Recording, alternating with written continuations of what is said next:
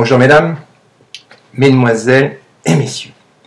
J'ai donc fait 2 vidéos sur le harcèlement moral, mais aujourd'hui, j'ai décidé de monter d'un cran et de vous parler de gangstalking, c'est-à-dire le harcèlement en réseau, qui peut être l'œuvre de personnes très haut placées, de col blanc, qui travaillent avec des mafias locales, c'est-à-dire des petites mains.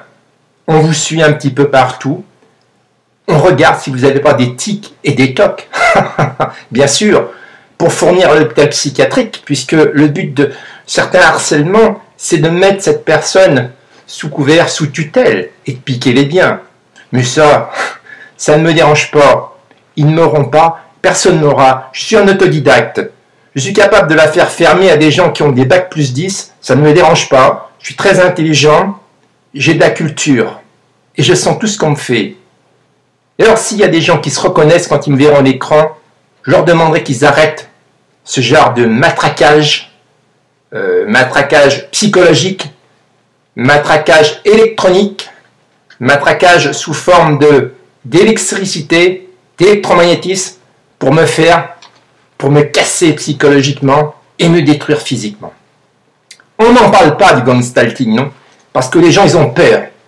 Nous sommes dans une société où les gens ont tous peur les uns des autres, où l'on pratique la délation, où on vend son voisin de palier, pire que dans les pires histoires qu'a connues notre pays. Je déplore ces faits. Ces faits sont honteux, gravissimes, et certains ne sont pas dignes d'être des Français, ni certains ne sont pas dignes de représenter l'administration dans des postes très importants. En aucun cas, je ne calerai, et en aucun cas, on ne me fera caler. Si on veut me descendre, on le fera, mais sachez bien que la société en est informée et en sera informée.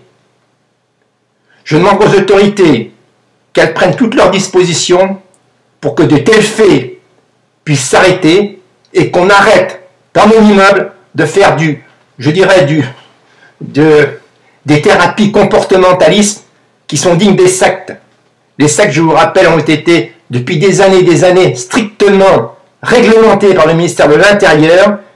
Et j'espère que M. Valls sera très attentif à cette vidéo. Monsieur Valls, je m'adresse personnellement à vous. Et je vous demanderai de faire le nécessaire dans la mesure où vous pourrez le faire.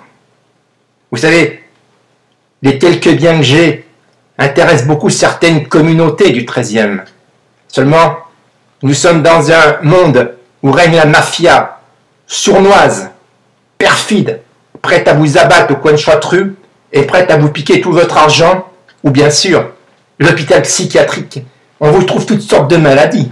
Ça fait partie, l'éthique, les tocs, la persécution, délire des grandeurs. On invente n'importe quoi avec la complicité de certains médecins qui vous soignent et dont on peut regretter la discrétion quand on a son dossier public, quelquefois sur la place et dans la rue.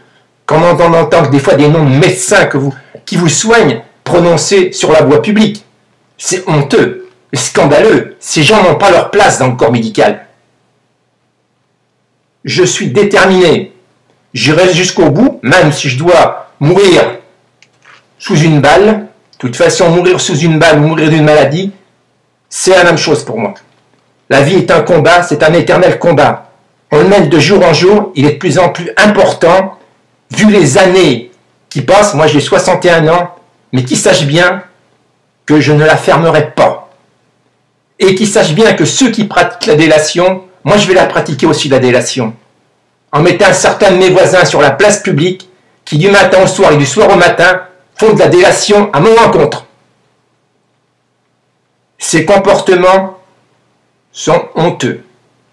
Mesdames, Mesdemoiselles, Messieurs, si je vous ai un petit peu choqué, je suis un des premiers Français à mettre une vidéo concernant le gangstalking, c'est-à-dire du harcèlement en réseau. On place des voitures dans la rue pour voir votre comportement, on vous fait aborder, on vous demande votre chemin, n'importe où, on se met à courir devant vous. Mais quand ça existe une fois, 2 fois, on n'y fait pas attention. Mais quand c'est tous les jours, faudrait vraiment être un con pour pas s'en rendre compte. On s'intéresse de beaucoup aux factures quand vous faites vous faites la queue au supermarché, ils dépensent tant, et puis après, ben, on peut transmettre à vos enfants.